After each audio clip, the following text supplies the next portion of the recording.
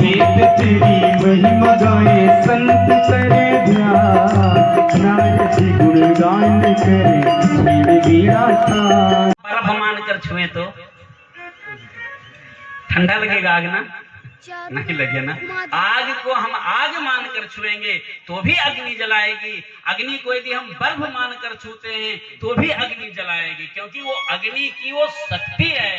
दाहकता अग्नि का धर्म है, वो अपने धर्म को नहीं छोड़ता है।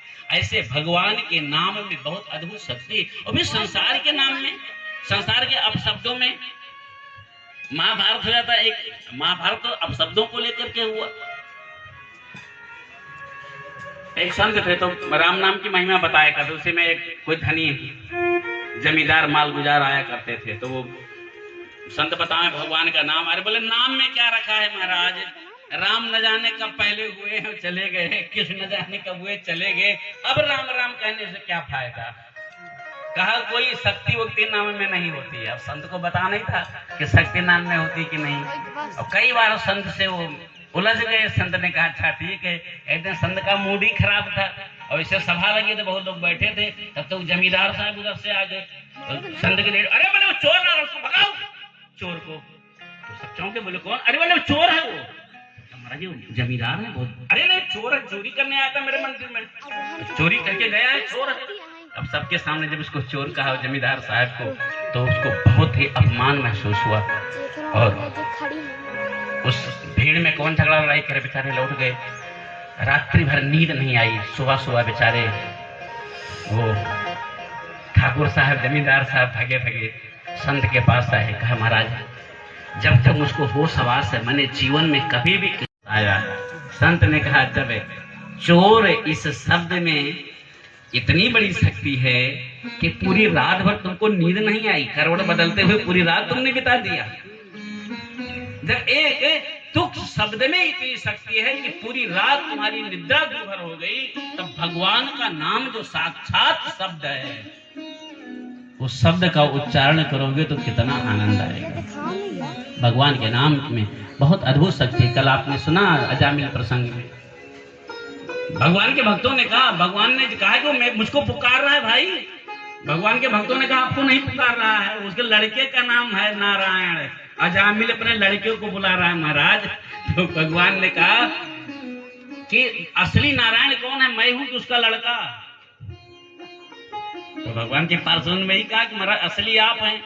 और कहे फिर नारायण को उसके लड़के से जोड़ दोगे तो नारायण शब्द हमारा नकली हो जाएगा। शब्द में बहुत शक्ति होती है। तो कयाधु ने कई बार हिरण्यकश्यप के मुख से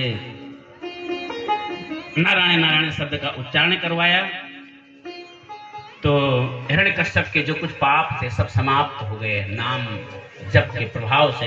मैंने किसी भी बहाने से भाव कुभाव अनख आलसऊ नाम जपक मंगल दिसऊ। और जब जो कयाधु थी तो भगवान के परम भक्ता थी ही। और जब हिरण्यकश्यप ने कई बार नारायण शब्द का उच्चारण किया तो उसकी वृत्ति पवित्र हो गई, हृदय पवित्र हुआ। और रात्रि में उसी दिन हिरण्यकश्यप के संसर्ग से कयाधु के घर में एक परम भागवत परम भक्त पूर्व जन्म का कोई योगी महायोगी महापुरुष जिसका उद्धार नहीं हो पाया था, वो कयाधु के गर्भ में आया। मैंने बताया था ऐसे बहुत सारी जीवात्माएं, बहुत दिव्य दिव्य जीवात्माएं ये ब्रह्मांड में भ्रमण कर रही हैं कि कोई अच्छे माता पिता मिले जिसके घर में मैं जन्म लेकर के और मानव जीवन को जी करके भगवान को प्राप्त कर सकूं। क्योंकि मानव शरीर के द्वारा ही भगवान को प्राप्त किया जाए, और कोई साधन नहीं। साधन धाम मोक्ष का द्वारा तो यही है। ऐसे बहुत जीवात्माएं भटकती रहती हैं। जब पति पत्नी पवित्र जीवन जीते हैं, दोनों का हृदय पवित्र होता है, दोनों भगवान के भक्त होते हैं, तो वो जो जीवात्माएं जिनका उद्धार नहीं हो पाया है, भटक रही हैं मंडल में, वो फिर आती हैं। कयाधु तो पवित्र जीवन जी रही थे, भगवान के परम भक्त थी, लेकिन हिरण्यकश्यप ने भी किसी न किसी बहाने से कई बार नारायण शब्द का उच्चारण किया था। इसलिए उस दिन के संसर्ग में भक्तराज प्रहलाद कयाधु के गर्भ में आए। तो दूसरे दिन हिरण्यकश्यप फिर तप करने के लिए चला गया, फिर से तप करने लगा। इंद्र